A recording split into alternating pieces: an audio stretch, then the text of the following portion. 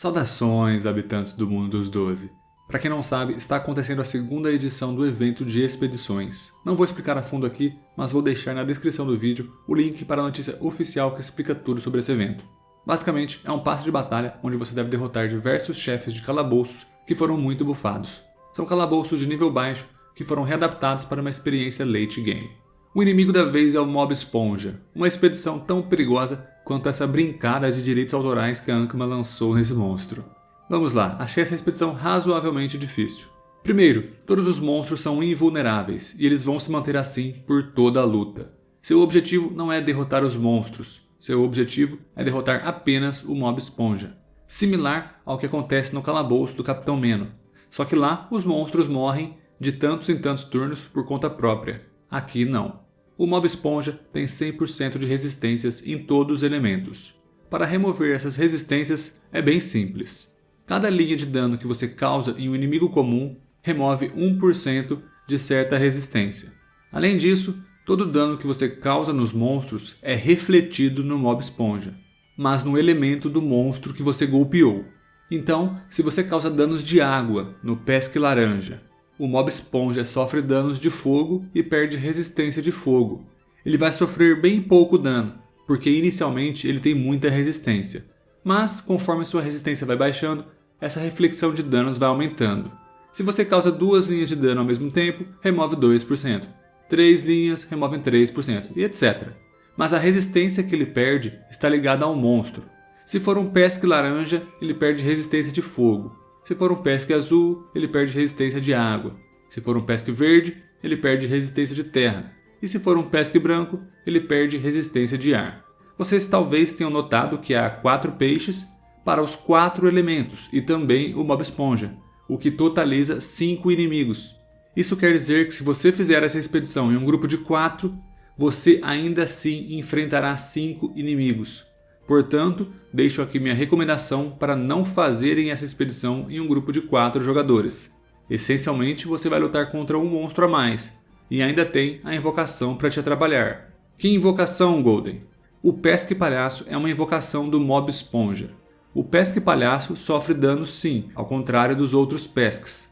Inclusive, se você o derrotar, ele passa para o seu time, similar ao que acontece no calabouço Torre de Betel. Eu acabei ignorando essa mecânica e o Pesque Palhaço. Simplesmente fui para cima do Mob Esponja e fiquei lá causando pouco dano, mas dano consistente, dano todo turno. Mas nem todo mundo vai conseguir ignorar a mecânica do Pesque Palhaço, até porque ele é um inimigo bem chato. Vamos falar um pouco sobre ele antes. Primeiro, ele tem uma passiva que quando você golpeia o Pesque Palhaço, ele fica invisível e se move para trás uma quantidade aleatória de células, entre 2 e 6. Isso basicamente torna muito difícil precisar sua posição, a menos que ele esteja travado em algum obstáculo. Ele tem um feitiço de longo alcance, lançado a até 10 células de distância. Esse feitiço tem uma área de cruz, de uma célula, e causa danos médios neutros, aplica 10% de erosão e também reduz a cura recebida pela metade. Tudo isso por um turno. Não é muito interessante deixar seus personagens muito agrupados, caso o Pesque Palhaço consiga alcançar você com esse feitiço. A erosão e a redução de cura são bastante problemáticas. Ele também tem um feitiço de até 2 de alcance que empurra o alvo e causa danos altos nos alvos ao redor, se eles receberem dano de empurrão. Seu último feitiço é uma espécie de aumento de dano no Mob Esponja. Eu acabei não usando, já que eu nem ao menos trouxe o Pesque Palhaço para o meu time. Mas, se você conseguir levá-lo para o seu time, use esse feitiço no Mob Esponja para que ele receba o dobro de dano refletido pelos pesques. Mas, se você conseguir, é interessante que você o derrote para que ele passe para o seu time, nem que seja para você simplesmente ficar passando o turno com ele, porque já é um inimigo a menos para o time dos monstros. Não deixe o Pesque Palhaço do seu time ser derrotado de forma alguma, porque se isso acontecer, ele vai passar de volta para o time do inimigo e o Mob Esponja ainda invocará outro. Então você estará em mais desvantagem numérica ainda. Vamos falar um pouco dos feitiços dos monstros antes de passar para as dicas. O Pesque Branco causa danos baixos e remove 120 de esquiva PM por 3 turnos. E ele consegue lançar esse feitiço a até 20 células de distância. Esse feitiço é extremamente perigoso por causa do Pesque Laranja, que veremos mais à frente. Ele remove PM. O Pesque Branco também coloca um glifo bem grande que deixa todos os monstros dentro dele invisíveis e também causa altos danos em entidades do time do jogador que começarem seu turno nele.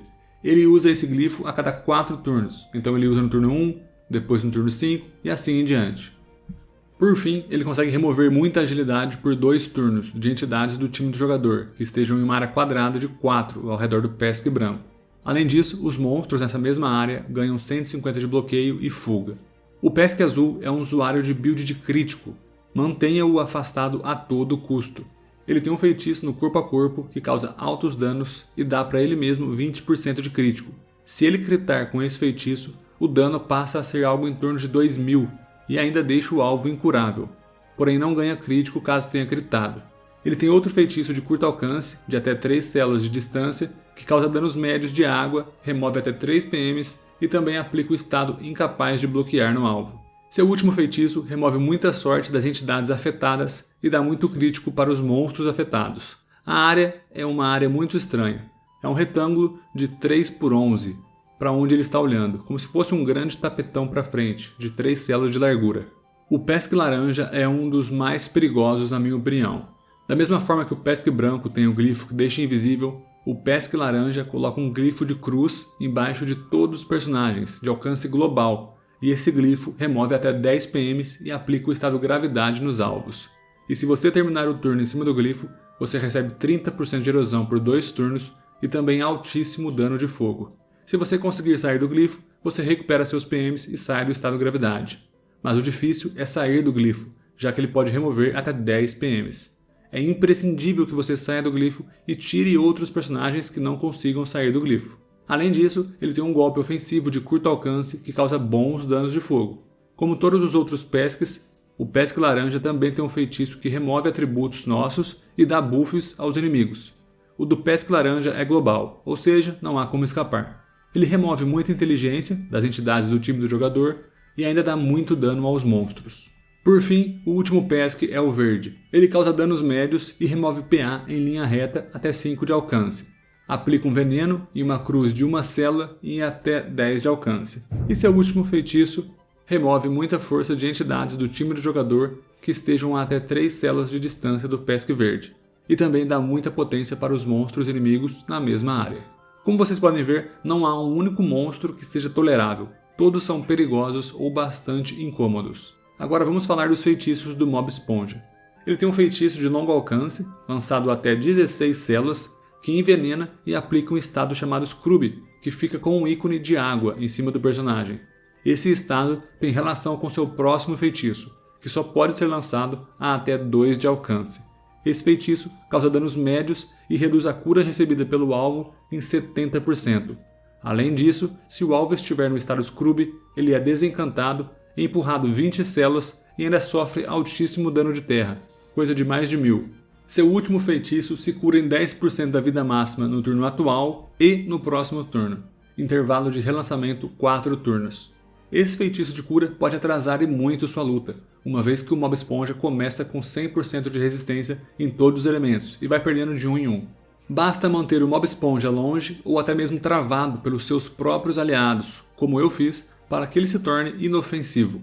O maior problema será os monstros mesmo, especialmente os glifos de invisibilidade e o glifo global do Pesque Laranja, que pode remover até 10 PMs. Já falamos dos monstros e seus feitiços, então, só para recapitular, todos os monstros são invulneráveis para sempre, menos o Pesque Palhaço invocado. Você ganha a luta quando derrota o Mob Esponja. O Mob Esponja tem 100% de resistência em tudo, mas perde 1% de resistência para cada linha de dano que você causar aos monstros. Cada monstro está relacionado a um elemento. Isso já nos leva à primeira dica: dano em área e múltiplas linhas de dano. Utilize muitos danos em área ou feitiços que causam múltiplas linhas de dano ao mesmo tempo. Com a minha composição, eu consegui facilmente manter os inimigos bem agrupados e causar muitos danos em área. A resistência final do meu Mob Esponja estava em 71% terra, 30% fogo, 82% água e 69% ar. Isso quer dizer que eu golpeei os pesques laranjas muito mais do que os outros. Mas como eu usei muito dano em área, muito dano era refletido ao Mob Esponja. mesmo ele estando com altas resistências em todos os elementos exceto fogo. Outra dica que eu posso dar é retirada de PM. Como vocês podem ver, minha luta foi bem controlada, tirando o início, que não tinha o que fazer mesmo. O glifo que retira PM atrapalha demais. Especialmente se você conseguir encontrar um Sadida para o seu time. Não apenas um Sadida consegue remover muitos PMs de todos os inimigos ao mesmo tempo, mas ele também consegue remover muita resistência ao mesmo tempo. Se ele conseguir manter todos os inimigos infectados, vão ser muitas linhas de dano e, consequentemente, muita resistência removida. Em termos dos inimigos, mantenha o Mob Esponja e o Pesque Azul afastados de você, custe o que custar. O Mob Esponja tem o golpe que é muito forte se você estiver no estado Scrub, e o Pesque Azul consegue critar 2000 de dano e ainda te deixar no estado incurável. Mesmo os golpes não críticos dele já são bem fortes. Alguma forma de revelar invisível pode ser bastante interessante, porque o glifo de invisibilidade dele é basicamente uma bruma que fez amor com o soco. A luta pode sair completamente de controle se você perder a posição dos monstros por um turno completo.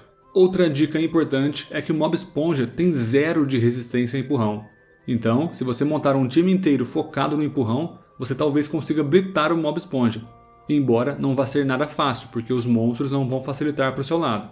Outra ideia é a erosão. Como o Mob Esponja tem muita resistência, mas não tem estado invulnerável, ele é bastante suscetível à erosão.